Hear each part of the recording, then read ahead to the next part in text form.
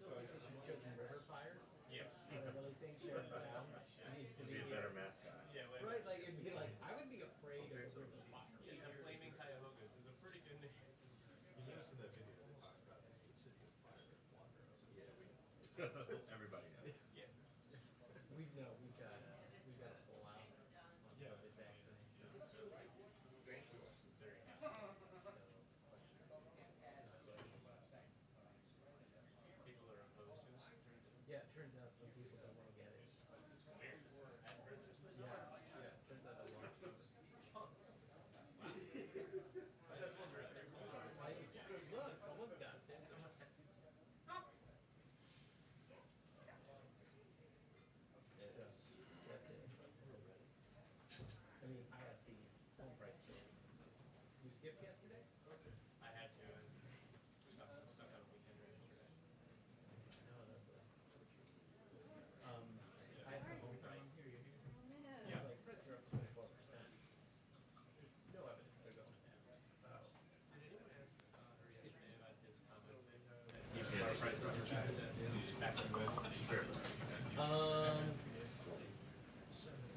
No, although I think there is something interesting in that comment. Joe Biden doesn't buy a lot of people. Also, I think he's also a wholesale market as opposed to the consumer market. So, like, I think we forget sometimes how many drugs of inflation is actually are. I do love the idea of the president pouring over spreadsheets of the wholesale versus consumer market. That would be like my dream, right? Joe Biden was up late with a spreadsheet and it was .com. Yeah, exactly. Like, comparing, because we used to, I don't know if we still do, I don't know, this is more about me than anything else. We used to do the whole monthly parcel breakdown for the like, no, nothing I had to look for it. Yeah. But like, the thing was used cars were always excluded from that. Yeah. But that you could tell a lot from the new car price that works for me. Like, That you could control. Yeah. yeah, obviously, since yesterday there was the Intel announcement. Like the only guy making cars now is Vin Diesel. I'll put it on. Is there anything wrong with that? I mean, I don't know if he's got room to pop for a car. Very few couple. Yeah. Yeah. He lives his life a quarter mile. If you can work that into a question. It's Friday. I feel like everything's on the label. And you don't have any pool with you, right?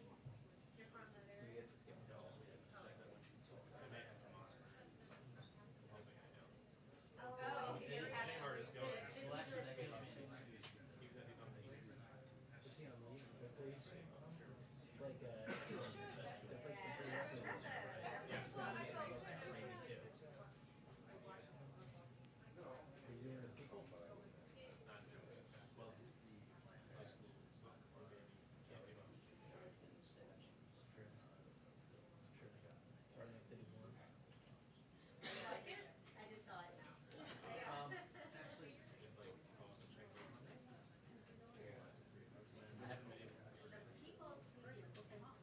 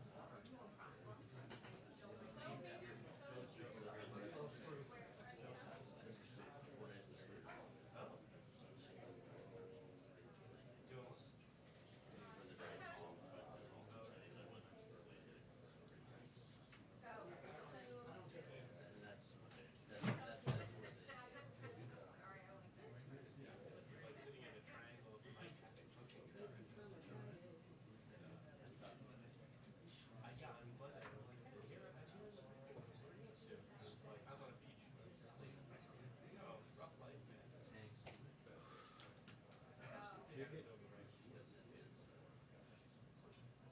You're gonna go back to Yeah. recommending to ride horses. Yeah. He's basically become my coach Really? on how to not buy a horse. That's wise.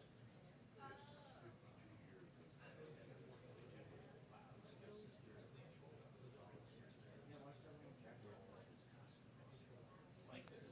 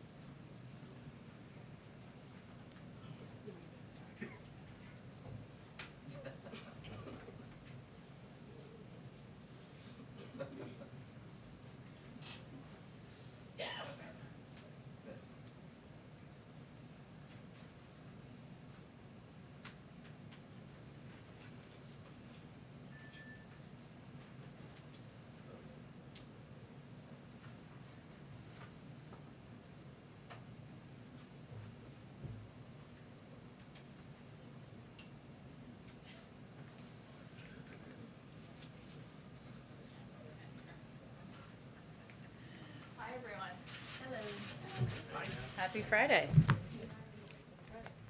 Okay, a couple of notes for you at the top. Today, the Biden-Harris administration took additional steps to provide stability and relief to homeowners who are still feeling the economic effects of the COVID-19 pandemic. HUD, USDA, and the VA announced details to help people with government-backed mortgages stay in their homes through monthly payment reductions and potential loan modifications. Homeowners could see reductions in their monthly payments of roughly 20 to 25%, allowing them to remain in their homes and build long-term equity. We're working hard to get the word out to Americans who may benefit from these new programs, and thanks to the work of the Consumer Financial Protection Bureau and today's actions, most servicers of mortgages are required to provide borrowers information about these options. Homeowners can visit consumerfinance.gov/housing for up-to-date information and more details. Also would note on our delegation in Haiti, the presidential delegation is safe and accounted for in light of the reported shootings outside of the funeral. They're on their way back to the United States. We are deeply concerned about unrest in Haiti. In this critical moment, Haiti's leaders must come together to chart a united path that reflects the will of the Haitian people. We remain committed to supporting the people of Haiti in this challenging time. Also, a vaccine sharing update for you. We shipped a record number of doses to a record number of countries this week. 22 million doses went out to 23 countries, including Guatemala, Senegal, Zambia, Niger, Gambia, El Salvador, Honduras, the Central African Republic, Cameroon, Lesotho, Panama, Vietnam, Georgia, Pakistan, Tanzania, Mozambique, Benin, Morocco, Tajikistan, Colombia, Madagascar, Liberia, and Eswatini. Our teams across the government are working to get more and more doses out every day, but this was a record week for our efforts to provide supply to the global community. Finally, a week ahead, on Monday, the President will host an event in the Rose Garden to celebrate the 31st anniversary of the Americans with Disabilities Act, which the President proudly co-sponsored as a senator. While we have much work to do to realize the full aspiration of the ADA, our country has made progress toward its goals of equality of opportunity, full participation, self-sufficiency, and respect for the 61 million Americans with disabilities. Also Monday, the President will welcome the Prime Minister of Iraq to the White House. The Prime Minister's visit will highlight the strategic partnership between the United States and Iraq and advance bilateral cooperation under the Strategic Framework Agreement. The visit will also focus on key areas of shared interests, including through education, health, cultural, economic, energy, and climate initiatives.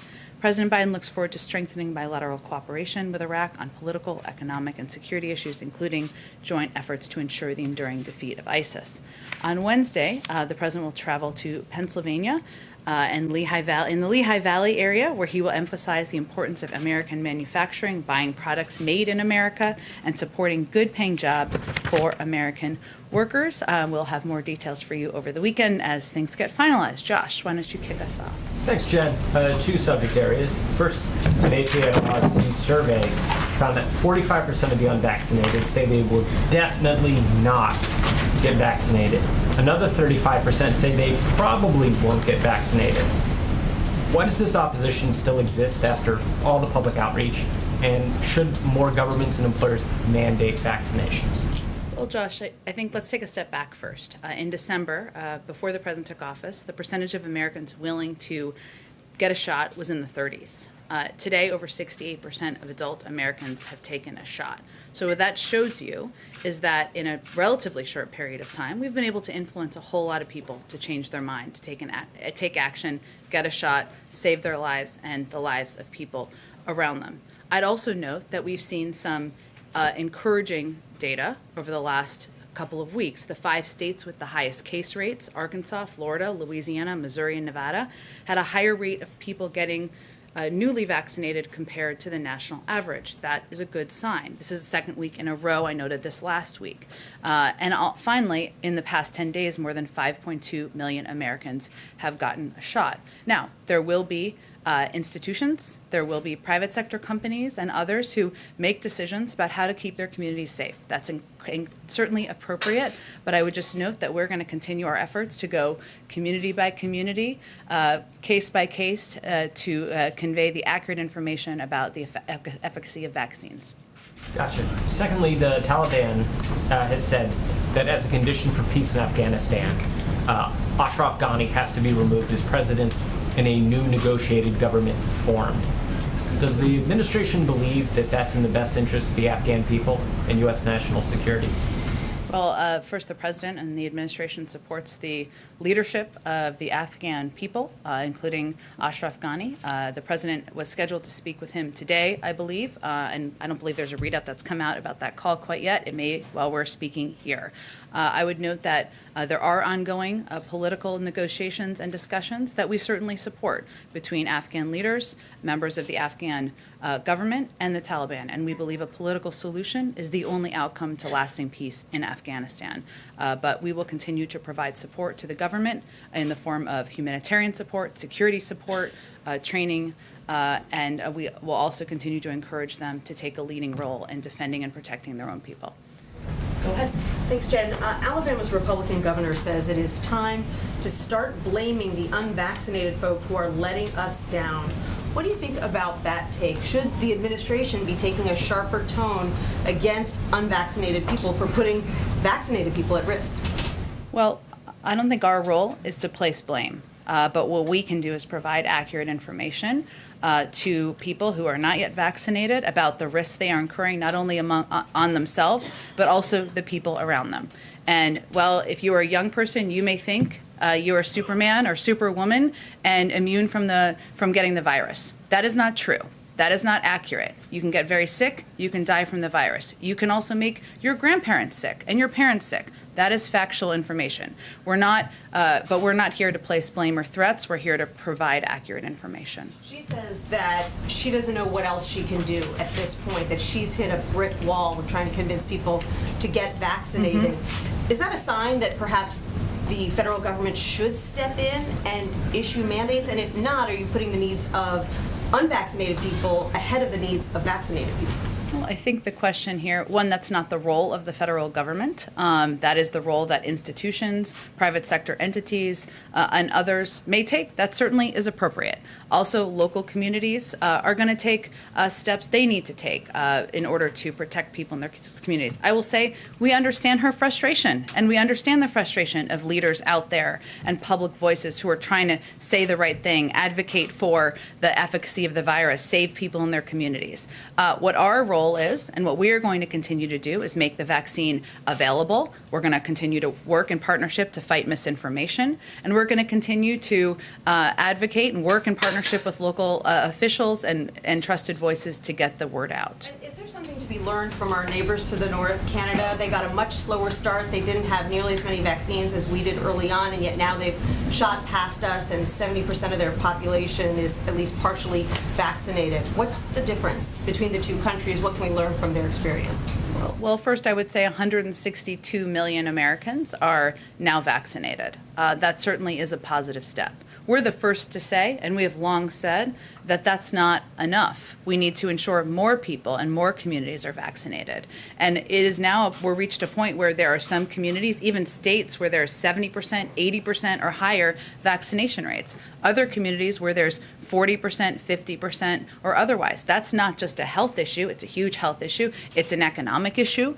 We've seen how that can impact local communities as it may lead to shutdowns of different businesses. It's an economic issue as well. So, of course, we work in close partnership with our neighbors, but we have 162 million Americans vaccinated. We're the world's largest provider of vaccines to the global community. That's progress in our view, even as we've said from the beginning, there's more work to be done.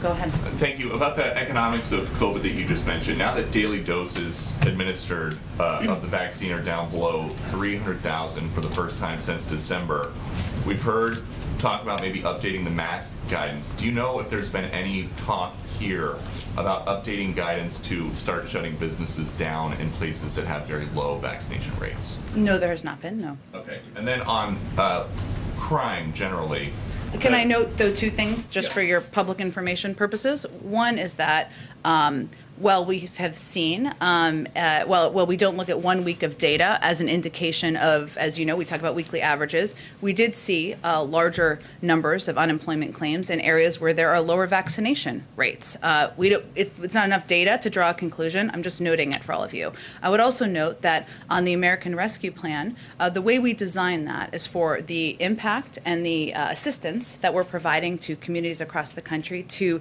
be long-lasting, not to stop all in July or all in September. It extends far beyond. That is a lesson learned from the past, and so there are different components of that package that's providing assistance to businesses, to organizations, to communities that is going to be lasting for months to come. Okay. And then Proceed. on crime, the intersection in D.C. that was shot up last night, only about 1.5 miles from here, President Biden had lunch in that neighborhood this summer. What is your message to innocent people who live in cities like this one who might start to get worried about getting caught in the crossfire? Well, their message is that the cornerstone of the president's comprehensive plan to reduce gun violence is providing communities with the tools and resources they need to reduce gun crime, including in Washington, D.C. And there are a couple of steps specific to Washington, D.C. I mean, a lot of us live there or live in the neighboring communities or know people who are on 14th Street or in the neighboring areas. And for people who are not, who are watching or hearing this, who are not from those neighborhoods, there's a lot of restaurants there, a lot of foot traffic. This is a pretty popular part of the city many of us live in. D.C. is one of the 5 areas nationwide where DOJ launched gun trafficking strike forces just yesterday, which are going to focus law enforcement resources across jurisdictions to keep guns out of the hands of criminals. DC is also a part of our 16 City Community Violence Intervention Collaborative, which is helping cities implement evidence-based strategies, which have been shown to reduce violence by as much as 60%. And Washington, D.C. is also taking advantage of the historic funding that they've gotten through the rescue plan to bolster public safety. So Mayor Bowser's budget proposal would invest $59 million from the rescue plan to reduce violent crime. It would add 100 new slots to the cadet program and add $14 million for youth safety initiatives. So we're certainly seeing this and feeling this even in our community here, and it is one of the cities that DOJ is focused on. And you just mentioned the White House is working with D.C. as part of this collaborative, but just in the last week and a half or so since the mayor of D.C. was here, a 6-year-old girl was shot and killed. A Nationals game had to be evacuated, and then there's this incident last night where diners are diving for cover. So at what point would the president maybe reconsider his strategy? Well, I would say we're just implementing our strategy, which is a multi-pronged effort to work in partnership with local leaders, including Mayor Bowser, who has been a great partner to us in this effort to address gun violence that's rising in cities across the country, including Washington. And the events of the last week are just examples of that. Go ahead. Thanks, Jen. Secretary Yellen just said before he came to the podium that the Treasury Department will need to take extraordinary measures if the debt limit isn't raised by August, and she indicated those could run out shortly after lawmakers return, possibly as soon as October. So does the White House, are you guys setting a deadline before recess? Do you want to see that debt limit raised, and what is the White House doing to urge lawmakers to address the debt limit? This is like the Olympics for Bloomberg these days. So I would say, and Reuters, sorry, and other financial outlets in the room. Let me give you just a little bit of context for those of you who have not seen the letter that just went from Secretary Yellen to the Hill. So this is a letter that's standard practice for Treasury secretaries when a debt limit is going to be reimposed, which there's a timeline coming up at the end of this month. That is different. I'm not saying you're suggesting this. That is different from defaulting, which has never happened in the history of the United States and would clearly be a catastrophic event. But it is a timeline for the debt limit to be raised or extended. So during the previous 2 administrations, the Treasury Secretary sent nearly 50 letters to the Hill on the debt limit, some of which were very similar in wording and asks and updates to this letter. And raising or suspending the debt limit does not authorize new spending commitments. It simply enables the government to pay for obligations that Congresses and presidents of both parties have already approved. And Congress, finally, last piece of history, has raised or suspended the debt limit approximately 80 times, which has happened under both Republican and Democratic presidents. I will say, just for historical fact, more often under Republican presidents. But it has happened under both, and it has been supported in a bipartisan way. So we expect Congress to act promptly to raise or suspend the debt limit and protect the full faith and credit of the United States. Now, it is not, I give you all of that context because it is not out of the ordinary, even though they're called extraordinary measures, for Treasury secretaries to present to Capitol Hill steps that they are going to take, even as this is being litigated on Capitol Hill. That was what this update was to provide. In that letter, she also noted that the period of time that extraordinary measures may last is subject to considerable uncertainty due to a variety of factors, which are exacerbated this year by uncertainty related to the pandemic and calculations about inflows and outflows. So the October timeline that she was referenced in there, or the October 1st date, I should say, was referenced, was because there's a very large reduction in the cash balance on October 1st, or we're projecting that, due to outflows on that day to meet our obligations to the Department of Defense. So she was giving a sense of what the timeline looks like, while also conveying that we can't give a sense at this point on the length of time for extraordinary measures. We certainly expect Congress to act in a bipartisan manner, as they did 3 times under the prior administration, to raise the debt limit. Given that uncertainty, is the White House communicating to congressional leaders that you would like to see this debt limit extended before the recess for August? I'm not here to set a new deadline. I'm conveying to you the history and conveying to you that we think it's clear Congress should act in a bipartisan manner to raise the debt limit as they have in the past. And then just one more on the bipartisan infrastructure framework. Is the White House getting involved in this dispute between Democrats and Republicans over transit funding? And are you recommending any solutions as to how that should be resolved? Are you backing the Democrats who say it should remain with the 80-20 highway transit split? Well, transit funding is obviously extremely important to the president, the MTAC president, as we may call him, but we believe that that members can get this work done and can work through these issues quite quickly. And as you know, the issue is about the balance of funding and how it would be allocated between different forms of infrastructure. But we're encouraged by their progress. They're having conversations, and we believe they can work through any disagreement. I'm just going to go to the back because I'm not always good at that. Mike Memley, do you have a question today? Yes, Jen, thank you. We've talked Okay. a lot this. We've talked a You lot didn't raise your hand, but you usually have a question. I often do. We've talked a lot. I'll go to the back too. See, now everyone's into it. We've talked a lot about this week, the protocols that are in place at the White House to ensure the president's safety with COVID-19. But we've seen over the last few weeks, the president has been traveling the country quite a bit. He's been engaging in more uncontrolled environments. He went to an ice cream stop. He was on a rope line for almost an hour in Philly last week. He's doing a campaign event Best today. hour he spent, probably a while. Given, I remember well how COVID changed the way he would campaign last year.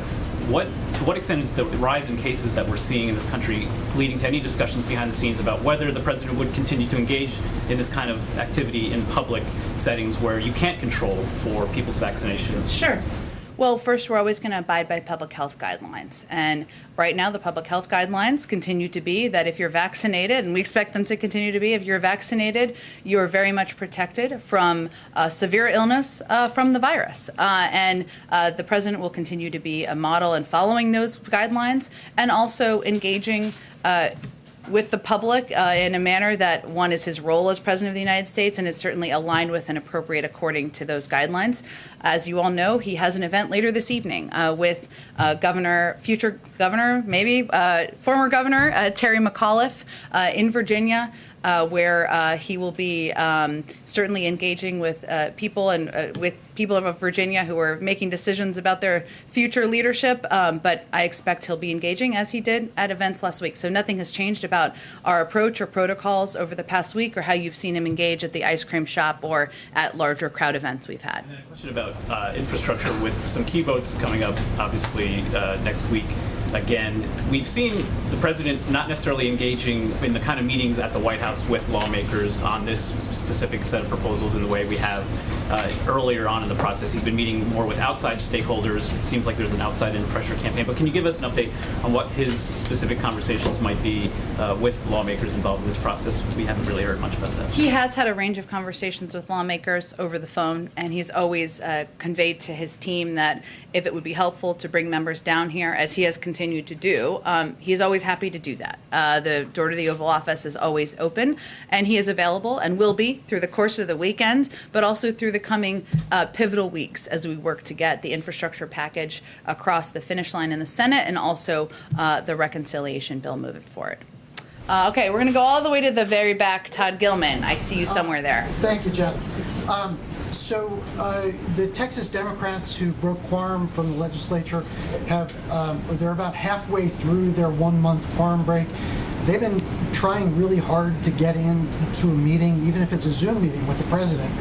Is he going to meet with them? Is he specifically not meeting with them because of fears that they are spreading COVID? No, the vice president, who is leading our voting rights effort and our voting rights movement we're building across the country, met with these lawmakers last week, as you well know. And the president is very proud of their activism, their vocal support and advocacy for voting rights, but I don't have any meetings scheduled for him. In a kind of similar vein regarding COVID, will the First Lady be quarantined away from the president when she gets back from Japan? The First Lady will follow all public health guidelines. I don't believe that's part of the protocols. All right, let's go, let's see, to the middle here. I'm just jumping around today because, trying better. Go ahead. Thanks, Jen. Does the White House have a reaction to Mississippi's decision to ask the Supreme Court to overturn Roe v. Wade? Well, certainly we are supporters, the president is a supporter of preserving Roe v. Wade. That is our position. In terms of a legal reaction, I would point you to the Department of Justice. Let's go to you, Patsy. Go ahead. Thank you, Jen. I have a question on China. China just announced sanctions against 6 individuals and an entity in the U.S. in retaliation to the sanctions imposed by the Biden administration on Chinese officials over Hong Kong. Do you think that this announcement will complicate or impact any plans for Deputy Secretary of State Wendy Sherman's visit to Tianjin? And is the administration concerned on the escalating sanctions, a potential escalating sanctions war? Well, first, I'm not aware of any changes to her planned trip, and certainly we discuss not only areas where we agree, but areas where we disagree when we have engagements in diplomatic meetings. In terms of the sanctions, we are aware, of course, of the reports that the PRC has imposed sanctions on several individuals and NGOs, including at least one official from the previous administration. We're undeterred by these actions when we remain fully committed to implementing all relevant U.S. sanctions authorities. These actions are the latest examples of how Beijing punishes private citizens, companies, and civil society organizations as a way to send political signals and further illustrate the PRC's deteriorating investment climate and rising political risk.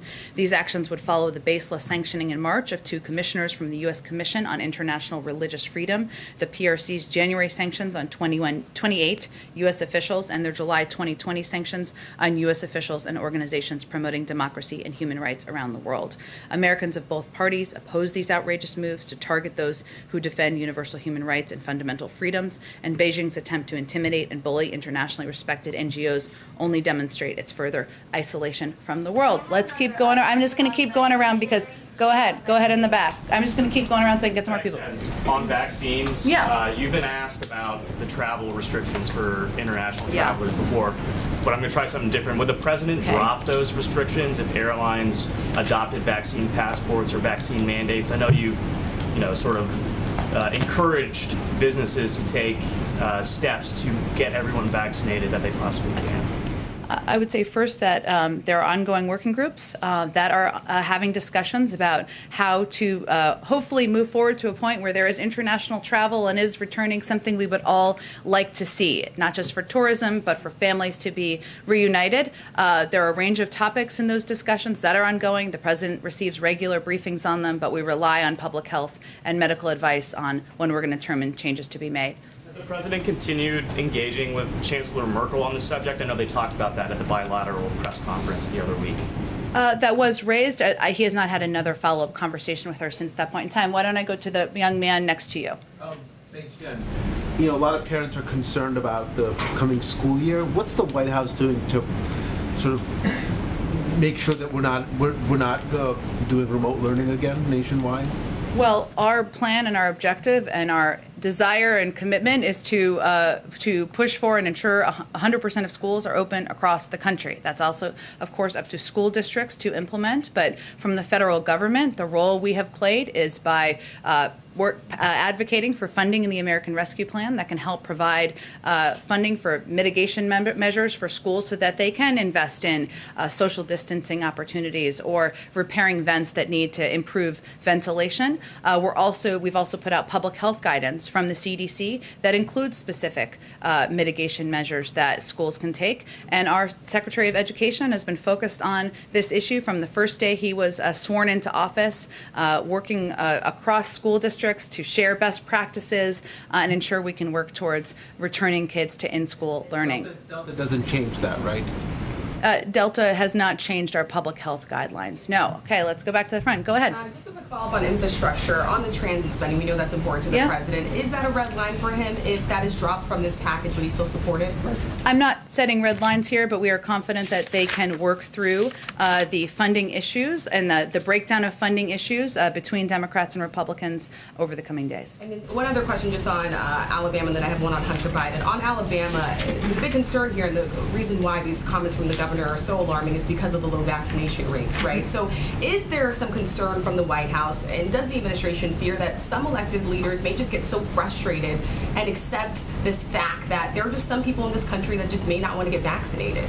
Well, I didn't hear those comments as accepting the fact. I heard those comments as being frustrated that it's an effort to protect the citizens in your state and trying to figure out what steps you can take to encourage people to get vaccinated and save their lives and the lives of their loved ones. We always knew it would be harder as more people got vaccinated. That's the stage we're in now. But we also believe that there is still opportunity through a range of approaches and tactics and partnerships with governors and leaders and civic leaders to get more people vaccinated. There are a range of factors many of you have reported on that are leading individuals in these 5 states with lower vaccination rates to get vaccinated. Some is the Delta variant and reporting, frankly, and fears of the transmissibility of the Delta variant. Some is, unfortunately, individuals are experiencing people in their communities, family members who are getting sick and getting hospitalized because of the transmissibility of the Delta variant. I don't think we have complex data quite yet to determine what is leading to the increase in vaccination rates in some of these states, but we think that's an encouraging sign. We know it's frustrating, we get it, but we have to stay at it to save people's lives. And last one on Hunter Biden, you confirmed yesterday that he will be meeting with prospective buyers, but you also said that he's not going to have any conversations. Not that he's meeting with prospective buyers, that he is attending gallery events that had been prior planned and announced. There could be prospective buyers there. He's not, those discussions will be happening with the gallerists, but that is different than meeting with prospective buyers. If there are prospective buyers there, you said yesterday that he is not going to have any conversations related to the selling of art. How can the administration guarantee that? The selling of his art will all happen through the gallerists, and the names and individuals will be kept confidential. We will not be aware, neither will he be aware. Is there anything stopping anyone from directly telling, though, Hunter Biden that they're going to purchase his art, and if they do, the American people won't know who they are? He will not know, we will not know who purchases his art. Go ahead, Jeff. The president said yesterday that the 25-person COVID group is, quote, investigating every aspect of any change. What specifically are they doing, or is he looking for them to do in regards to the Delta variant? What information is he looking for them to bring back to him? You mean the CDC or discussions with our public health experts? I think what he was conveying, Jeff, is that he gets regular, weekly, if not more frequent, updates from his COVID team about what is happening with the virus, the rise of certain variants, including the Delta variant, and certainly steps that they suggest we take as a result. That's an ongoing process. That's not new.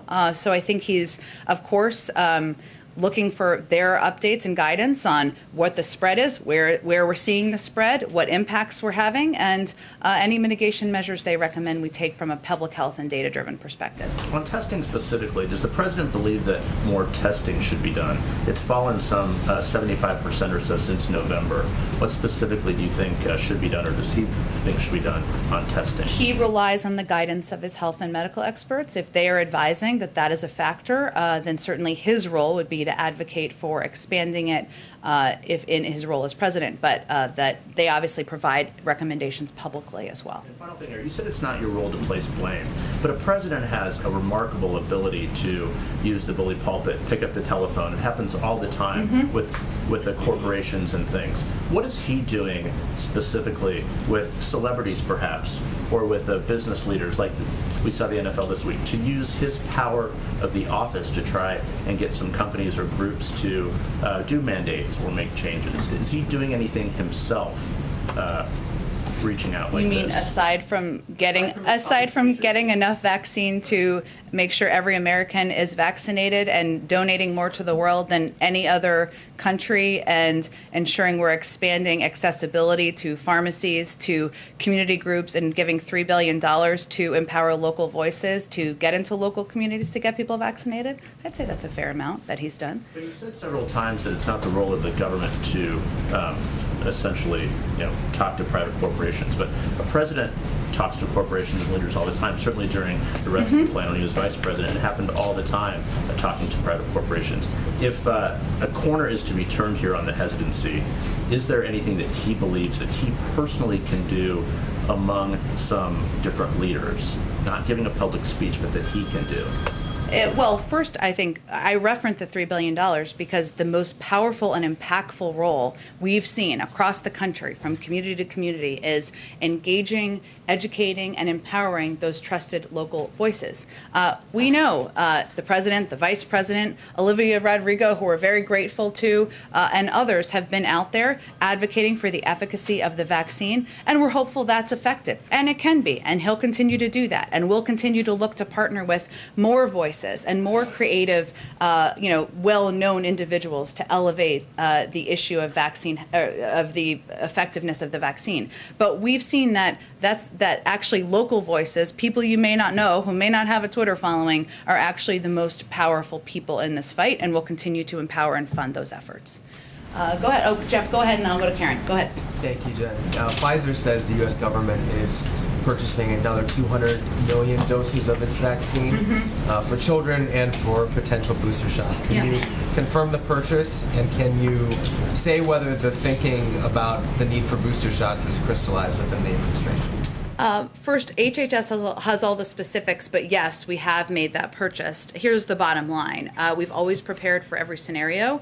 The federal government is exercising an option in its contract with Pfizer to purchase these 200 million doses of the Pfizer vaccine to be delivered between the fall of 2021 and the spring of 2022 to prepare for future vaccination needs, including, as you referenced, Jeff, vaccines for children under 12 and possible booster shots if studies show they are necessary. I will note, I have said from the podium many times that we were like Boy Scouts and Girl Scouts, and we were going to prepare for every contingency. That's the job of the federal government, right, to ensure we have maximum flexibility. We don't know if we'll need a booster shot. That's going to be up to the research that's ongoing with the FDA. That's not a recommendation that's currently made. We also don't know, we also can't predict what the outcome will be of research on kids under 12. We're certainly hopeful, and we don't know which vaccine will be most effective, but we want to have maximum flexibility, so this is an effort to provide us with that. All right, and just one on infrastructure. We understand that Senate negotiators are looking at repurposing COVID relief funds for hospitals and nursing homes to pay for parts of the bill. Is that something the White House would support? Well, there's a range of final nitty-gritty discussions between both sides, but I'm not going to give feedback on each of the discussions from here. Okay, Ozma, go ahead. Karen, go ahead. Oh, Karen, sorry. Go ahead, Karen. Thank you. Apologies.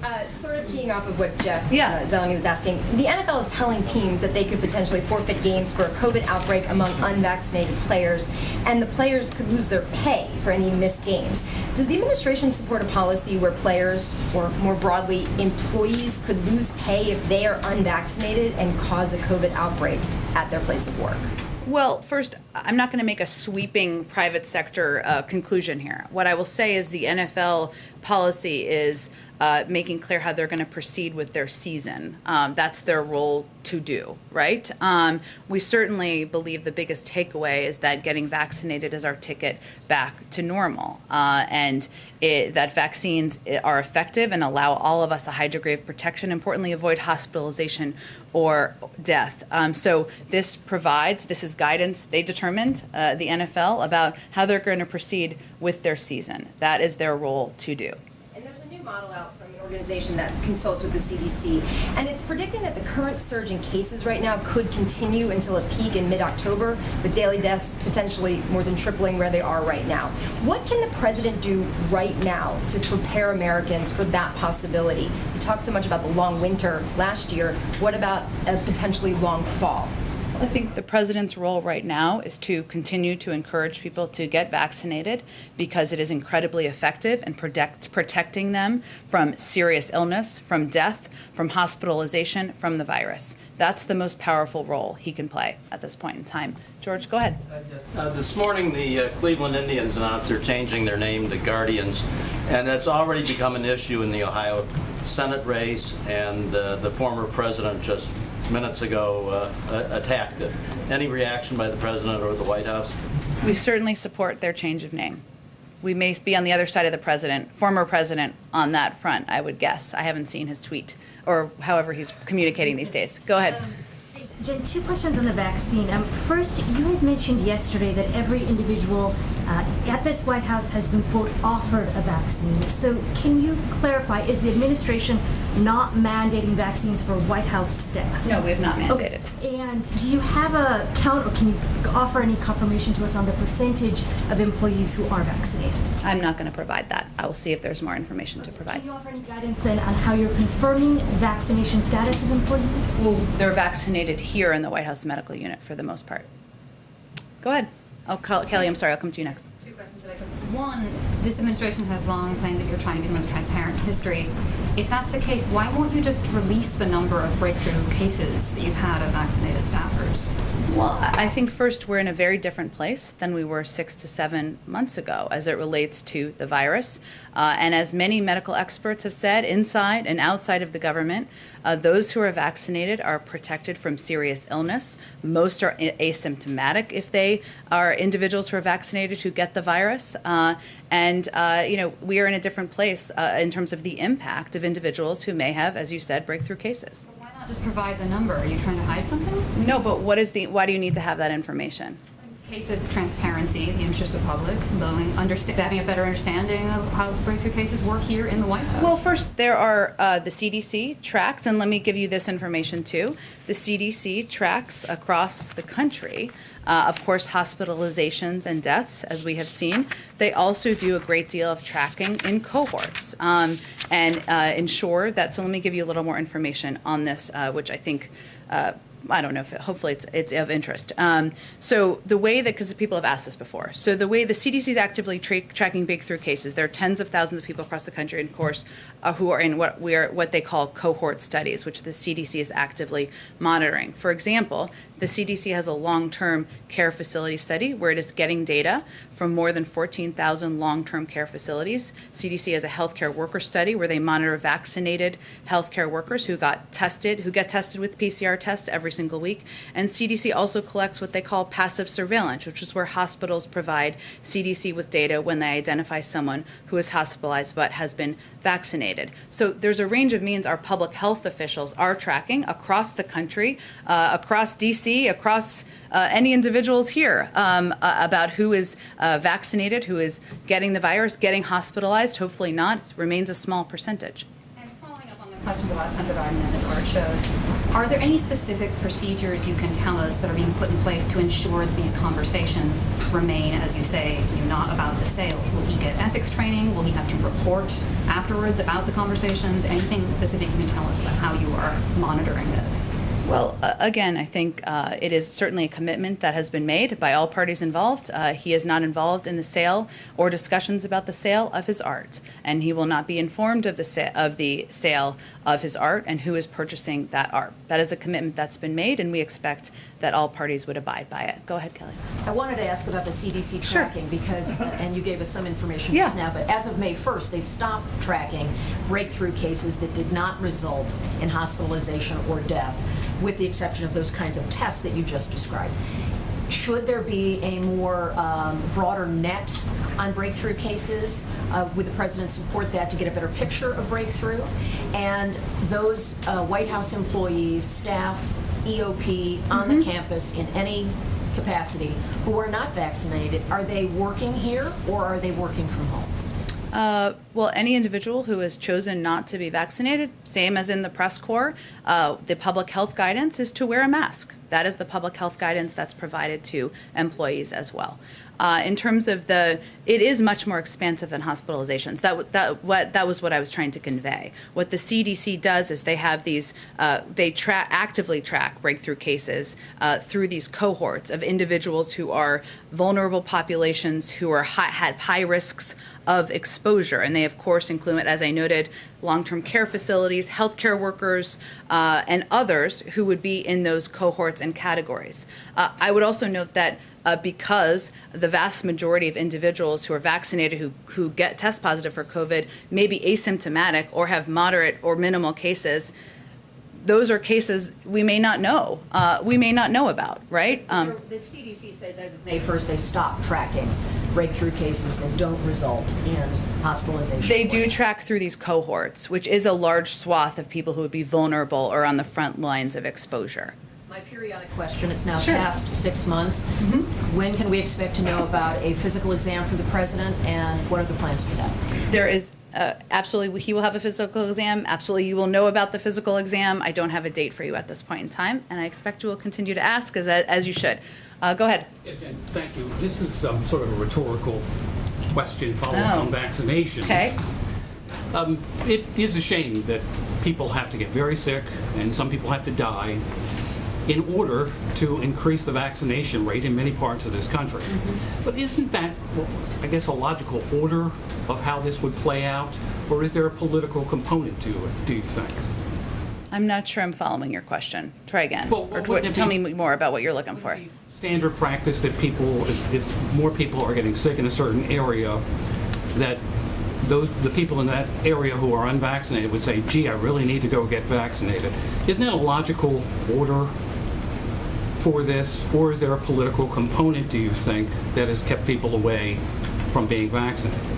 Look, I think there are a range of reasons we've seen across the country why individuals have not yet been vaccinated. Some of it is misinformation, a large amount in our view. Some of it is fear. Some of it is they may feel time. Some of it is they're young and they feel they're Superman or Superwoman and they're not going to get sick. That shouldn't be. We don't want that to be the order of events. It shouldn't be that someone should have to know a neighbor who gets sick and hospitalized to motivate them to go to a hospital, to go to get vaccinated. We don't want that to be the case. We have seen anecdotally and through all of your reporting that has been the case in some communities, but certainly our objective is to communicate to people this is not a political issue, it is not a partisan issue, this is about protecting lives. The virus does not discriminate between political party affiliation. Go ahead. The White House noted yesterday that 40% of cases are coming from 3 states with low vaccination rates, Florida, Texas, and Missouri. All 3 of those states have governors who in recent weeks have criticized the White House's strategy. One of them is even fundraising off of it, as you are probably aware. What's being done to engage those governors, come up with a common message, common strategy to try and be one team with those governors in terms of fighting this virus? Well, I would say first our public health experts work with governors from across the country and work with local health officials from across the country in all of these states, especially the ones at this point in time where there are lower vaccination rates and we're seeing the Delta variant spread. And this is one of the reasons we rely so much on, hold on, I'm gonna sneeze. Okay, hold on. Okay, maybe we'll come back. This is why, sorry, it was a little bit of a lead-in. This is why we rely on local messengers and why we rely on trusted voices, because whether it's the President of the United States or the governor, sometimes those aren't the people you trust. Sometimes that is too political or partisan for people. We understand that. That's why we rely on and we're funding and empowering local trusted voices who aren't seen through a political prism. And then on the West Coast right now, we're seeing wildfires in Oregon and Northern California. What steps is the administration taking to combat the current fires and also prevent additional fires this summer? Well, I appreciate you asking about this, because I know this has gotten a lot of attention across the country, and we just haven't talked about it a lot. There's so much going on. One, the president receives regular reports on the wildfire situation. He's quite focused on it. As I think you're probably aware, but others may not be, the national wildland fire preparedness level is at a 5, which is the highest level due to significant fire activity. And as of today, 2.5 million acres have burned across the United States. In the past 2 weeks alone, the number of large uncontained fires across the United States has increased by nearly 90%. So right now what we're doing, one, the president's very focused on this and wants regular updates. He's regularly met with Western governors, and I expect he'll do that again soon. The FEMA administrator is visiting Idaho, Oregon, and California this week to meet with state, federal, and tribal partners and emergency groups about the worsening wildfire situation, to coordinate response efforts and discuss how the regions are addressing climate change and ongoing resilience work. We are also closely coordinating with officials on the front lines to provide federal assistance as needed, including by recently approving fire management assistance grants for fire departments in Oregon, California, and Washington, which are where there's the collective threat to homes and major communities. And we are also continuing to monitor these fires from here. Again, the president receives regular updates, and he's quite focused on this. Go ahead. On Cuba, Congresswoman Salazar says that the administration could turn the internet back on for Cubans within minutes. I guess there's just technology to allow high-tech balloons to float over Cuba to act as towers. What's being done, or can you provide an update on restoring internet service to Cuba? I wish it was that easy. We are exploring a range of options. We are quite focused and interested in restoring internet access to the people of Cuba, which we absolutely believe and agree, I would say, would provide information, would allow individuals to communicate, and we feel if we can get it done, that would be a great step forward and beneficial to the people of Cuba. Go ahead. Thank you, ma'am. You mentioned at the top that Republicans had also increased the debt ceiling, and certainly, spending has been bipartisan for many years. I'm wondering what the president's long-term view of the country's balance sheets are, given that under current long-term CBO estimates, debt is never again expected to dip below 100% of gross domestic product, and then within 30 years it is projected to hit 202% of gross domestic product. Well, first I would say the president has proposed a way to pay for his proposals, which is something that is a fiscally responsible step.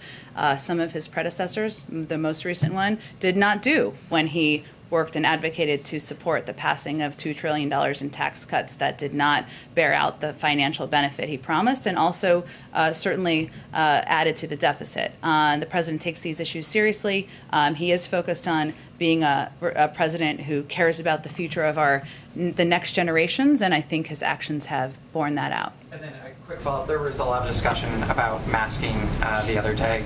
This administration has always followed CDC guidance. If the CDC was to say we need to return to masking, would this administration follow suit?